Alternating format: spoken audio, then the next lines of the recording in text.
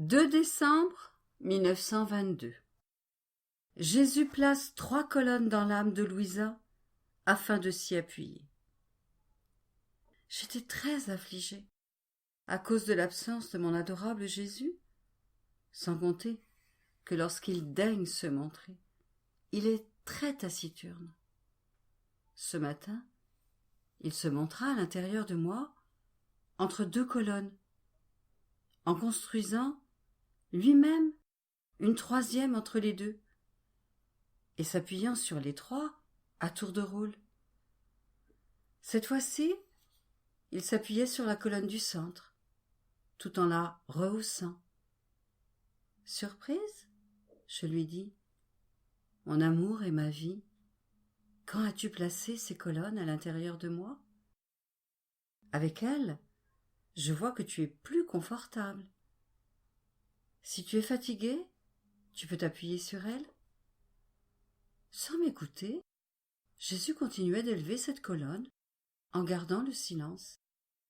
Alors, j'insistais. « Dis-moi, pourquoi ne me parles-tu pas ? Que se passe-t-il ? T'ai-je offensé de quelque manière ? Voudrais-tu me punir par ton silence ? Pour ma répugnance à transmettre les vérités que tu me révèles ? Pourtant, je t'ai promis de ne plus recommencer.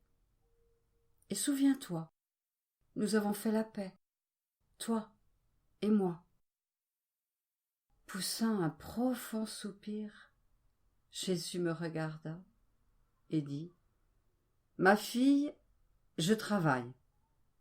J'augmente la taille de cette colonne. Je la prépare. Et quand je travaille, je ne suis pas d'humeur à parler.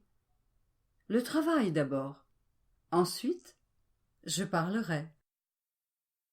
Je ne fais aucunement attention à tes répugnances, car ma volonté qui agit en toi est si puissante qu'elle t'écraserait si tu ne m'obéissais pas.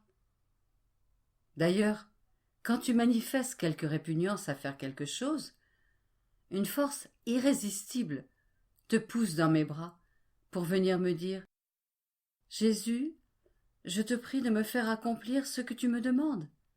Si tu le veux, je le veux moi aussi. » Il ajouta : « Et tu ne me laisses pas partir, tant que ta volonté n'est pas accordée à la mienne. Donc, mon silence me permet d'œuvrer en toi.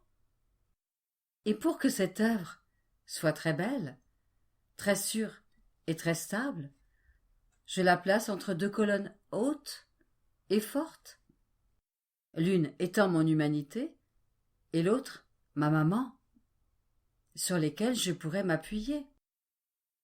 Mes 2 appuis n'étant pas suffisants pour moi, je désire en avoir un 3e. Or, comment l'aurais-je si je ne le forme pas moi-même ? Voilà pourquoi je dois travailler. C'est toi qui me fourniras les matériaux, c'est-à-dire tous tes actes faits dans ma volonté. Plus tu en feras, plus j'aurai de matériaux. Former cet appui me demandera beaucoup de travail.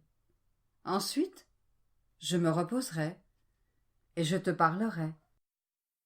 Tous mes actes, ainsi que tous les actes de ma chère maman, seront réunis dans cette 3e colonne. Je tiens à ce qu'elle soit faite avec une volonté éternelle. Rien d'autre ne peut me servir d'appui, et que cette volonté soit connue.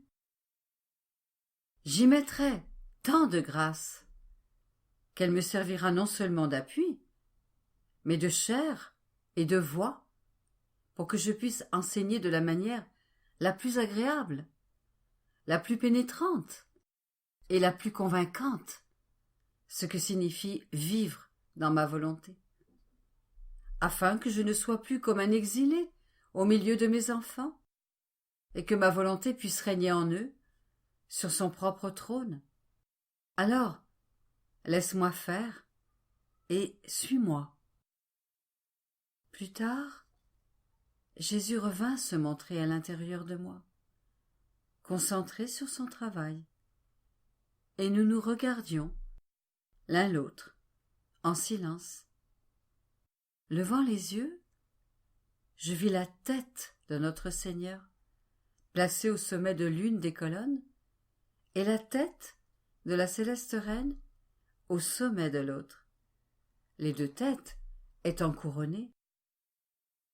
Le sommet de la troisième colonne, en préparation, était destiné à recevoir ma tête, et la couronne qui devait être posée dessus m'apparut formée pour la moitié par la couronne de notre Seigneur, et pour l'autre par la moitié de celle de la très sainte Vierge.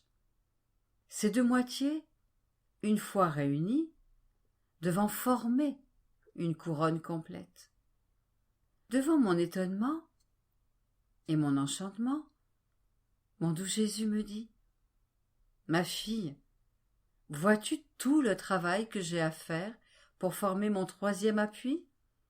Et combien tu dois te hâter de me fournir les matériaux nécessaires ? Vois-tu à quelle hauteur doit s'élever cette colonne pour que s'accomplisse l'œuvre de ma volonté en toi ? Et quelle couronne doit être posée sur ton front ? Par conséquent, ne perds pas une minute, et que ton envol dans ma volonté soit continu